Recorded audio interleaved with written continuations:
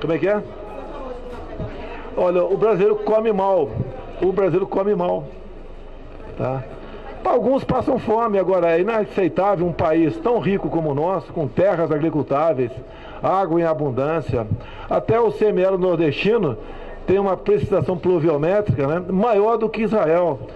E falei também na questão das PCHs, pequena central hidrelétrica. Você leva 10 anos para conseguir uma licença e qualquer hectare de água produz de 10 a 15 toneladas de tilápia por ano. Então, um país aqui que a gente não sabe por que uma pequena parte passa fome e outros passam mal ainda.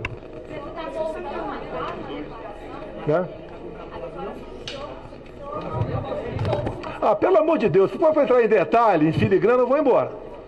Eu não estou vendo ninguém magro aqui, tá certo? Temos problemas alimentares no Brasil? Temos, não é culpa minha, vem de trás, estamos tentando resolver. O que tira o homem e a mulher da miséria é o conhecimento, não são bolsas e programas essencialistas. Nós temos que lutar nesse sentido, nessa linha, para dar dignidade ao homem e à mulher brasileira. Tá. Ontem foi o Davi Alcolumbre pediu uma audiência com eu e ele entrou com 2 empresários. Depois foi colocado na agenda. Nada de ultra secreto, reservado. Digo a vocês, até o momento, 6 meses de governo, ninguém foi na minha sala e falou, mude uma vírgula nesse decreto que a gente conversa lá fora. Eles foram tratar com o Davi Alcolumbre, com toda certeza, preocupação com a possível desidratação do FGTS no tocante a Minha Casa Minha Vida é natural, cada um luta por seu espaço. Está mantido o mesmo percentual. Os empresários estiveram lá fora com a equipe econômica que eu convidei para vir ao Palácio e saíram satisfeitos e vai ser mantido o programa do FGTS. Oi. Os caminhoneiros estão falando Tá. de uma nova paralisação. Olha, é um direito de todo mundo fazer greve no Brasil. Logicamente, algumas classes, como a minha das Forças Armadas, não têm esse direito e não estamos lutando por ele. Os caminhoneiros são uma classe importantíssima para o Brasil.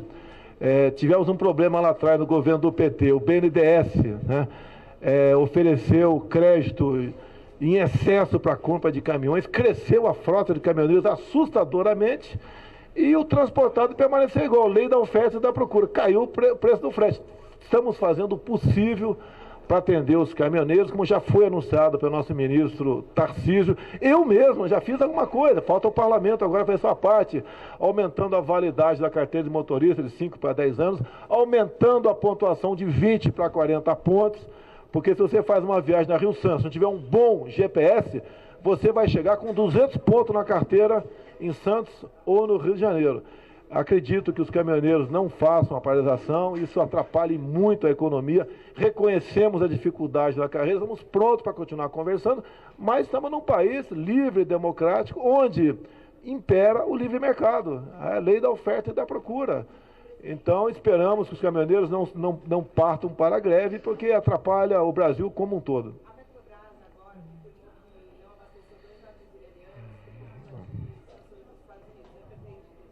Existe esse problema. Os Estados Unidos, de forma unilateral, pelo que me consta, tem embargos levantados contra o Irã. As empresas brasileiras foram avisadas por nós desse problema e estão correndo o risco nesse sentido, e o mundo está aí. Tá? Eu, particularmente, estou me aproximando cada vez mais do Trump, fui recebido 2 vezes por ele. Ele é a primeira economia do mundo, ele é o segundo mercado econômico, e hoje abri, inclusive aos jornalistas internacionais, estrangeiros, né, uns 20 presentes, que o Brasil está de braços abertos para fazermos acordos, parcerias para o bem dos nossos povos. O Brasil é um país que não tem conflito em lugar nenhum no mundo, graças a Deus, pretendemos manter nessa linha, mas entendemos que outros países têm problemas, e nós aqui temos que cuidar dos nossos em primeiro lugar. Olha, as propostas que estão na Câmara não são nossas. Na última reunião de ministros foi decidido que enviaremos uma proposta agora no início de agosto, onde vamos tratar dos tributos federais apenas. Ao longo dos meus 28 anos dentro da Câmara, quando se quis fazer uma reforma tributária, onde estaria União, Estados e municípios, não deu certo. Serve para palanque, para discurso, e não se chega a lugar não. Nós vamos fazer a nossa parte. E os estados e municípios que, porventura, acharem que a sua lei que trata desse assunto está equivocada ou pode ser aperfeiçoada para não atrapalhar a vida de quem produz, que o façam. É lógico que eu vou conversar. Matérias repetidas que apenas ajudam a fazer com que o nome do Brasil seja mal visto lá fora. Vou conversar com qualquer um que esteja abaixo da minha de comando, como eu falei com o ministro, onde acha a coisa publicada que não confere com a realidade, vai ser chamado para se explicar. Isso acontece, é a rotina. Toda semana, todo dia acontece isso daí. Como aconteceu na questão da Ancine. Olha, dinheiro público para fazer filme de Bruna Surfistinha? Não. Então o que eu fazer? Eu estou trazendo o pessoal do conforto do Leblon para o Rio de Janeiro, aqui para Brasília, e pretendemos sim mexer, deixar de ser uma agência e passar a ser uma secretaria subordinada a nós. Parabéns à esquerda no aparelhamento, né, não só de pessoas como de instituições. Você tem agência para tudo, com mandato eu não posso fazer nada, fico completamente amarrado no tocante a isso daí. Dinheiro público é para ser usado para o bem de todos, não é para uma minoria se locupletar, muitas vezes, sem generalizar, naquela função que esteja exercendo naquele momento. Ameaça, eu li a matéria da Veja, qualquer chefe de Estado, né, tem, logicamente, ter sua segurança e corre risco de ter a sua vida ceifada. A preocupação sempre vai existir. Li a matéria da Veja e as conclusões sobre ela estão a cargo do general Augusto Heleno. É uma ideia virar uma secretaria. Não, é ligado a um ministério, não sei qual ministério, se vai ser do Osmar Terra ou não, vou conversar com ele. Interessa que a cultura vem para Brasília e vai ter um filtro, sim, já que é um órgão federal. Se não puder ter filtro, nós extinguiremos a Ancine. Privatizaremos, passaremos ou extinguiremos. Não pode dinheiro público ficar usado para filme pornográfico. Não pode dinheiro público ficar usado para fins pornográficos, só isso. Culturais, pô, temos tantos heróis no Brasil.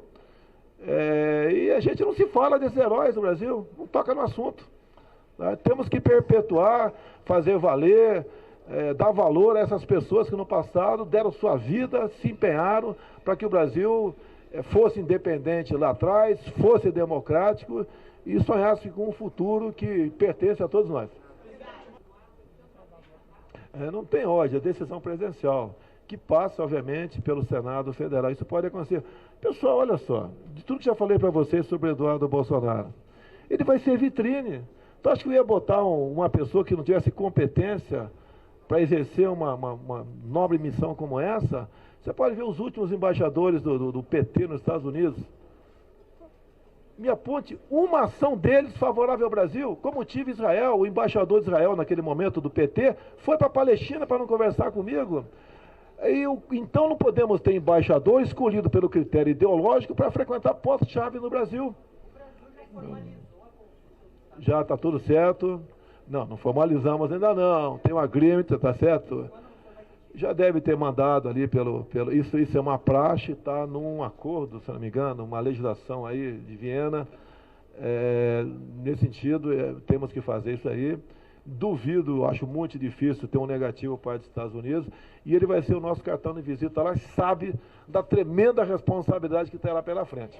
Você pode ver, quando o tio de Santiago, que não foi reeleito federal em 2002, foi para Cuba, ninguém falou nada.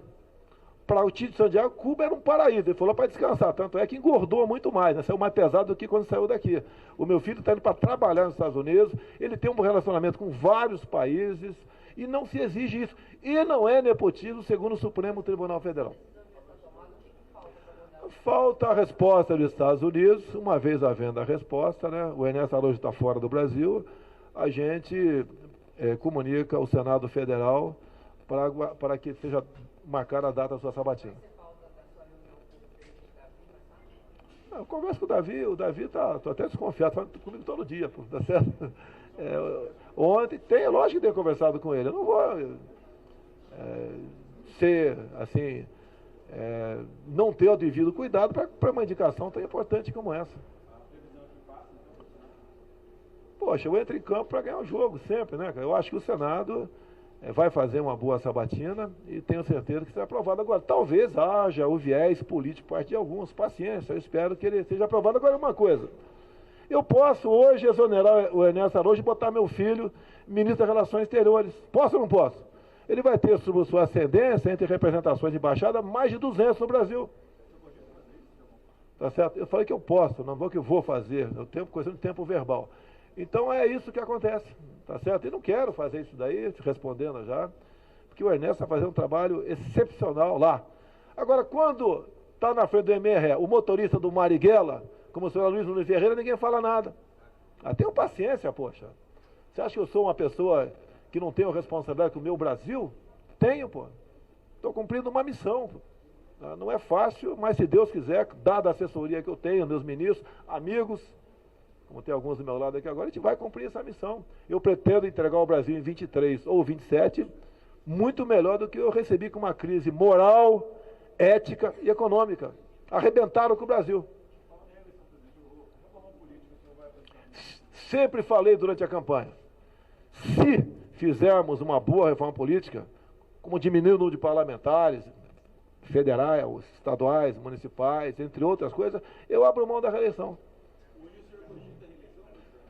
Cara, enquanto eu estou vivo, meu coração estiver batendo aqui, eu vou estar na política. A política aqui não sai da gente nunca, né? Eu me sinto, quantas vezes, um deputado federal. Eu me sinto aí o Hélio Negão dentro do parlamento, quantas vezes, tá certo? Está no nosso meio. Quando o homem não tem mais ambição, ele tem que comprar um lote no cemitério.